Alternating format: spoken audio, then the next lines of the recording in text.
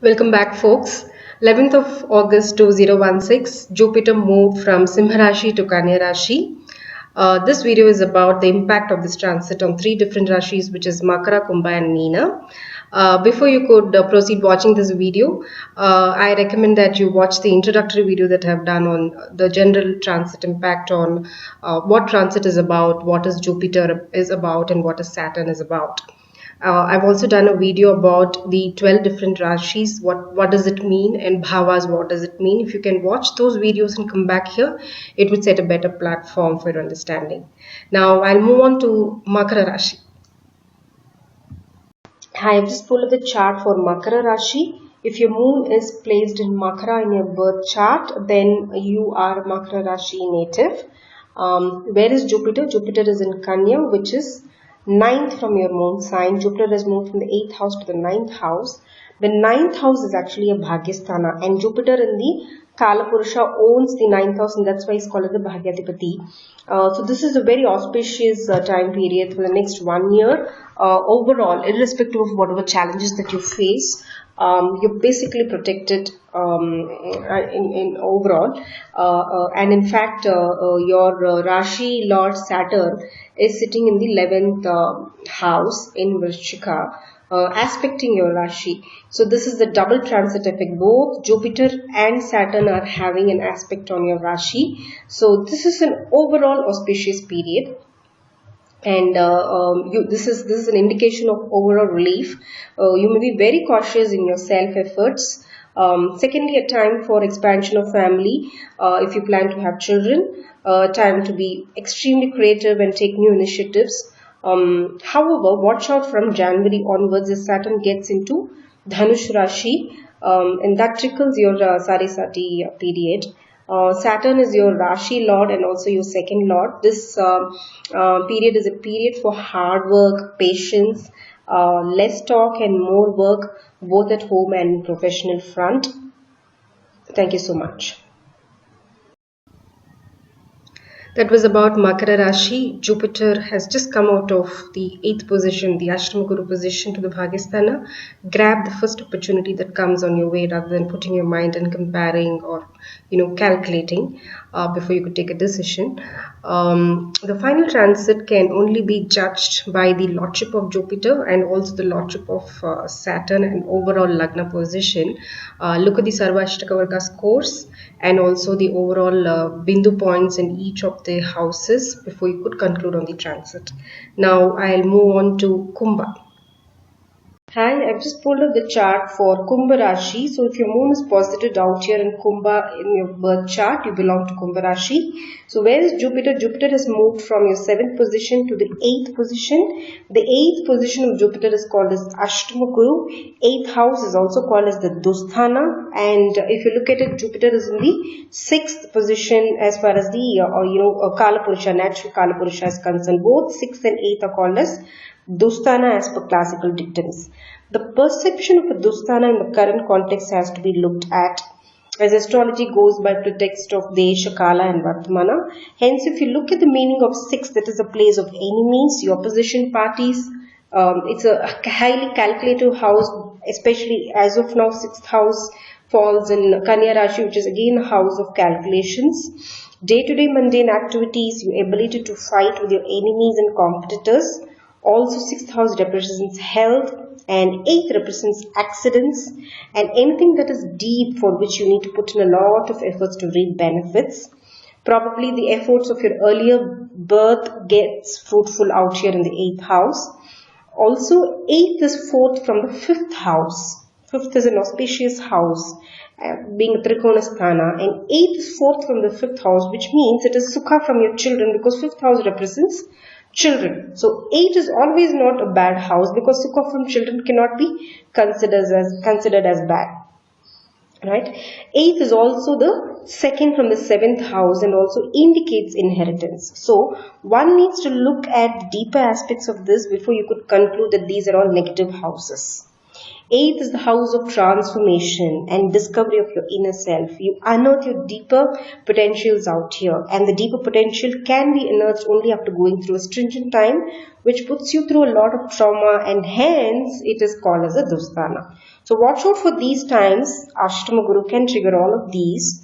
You may get your inherited property. The reason being, one is eighth houses, income from your, in-laws. If you look at it, the current position of Jupiter from your moon sign is aspecting your second house. Your second house is also a house of inheritance. So probably you may go through a stringent time to recover your inherited property, right? Eighth house is also for accidents, as I said, and this being the sixth house is also for, major illness. So you may go through some amount of, health related problems. Saturn is getting into your post January is getting into your Labasthana, which is the 11th house, and is going to aspect your moon sign. That could give you a bit of a relief, right? Because it's your Saturn is your Rashi Lord, and that's a good news.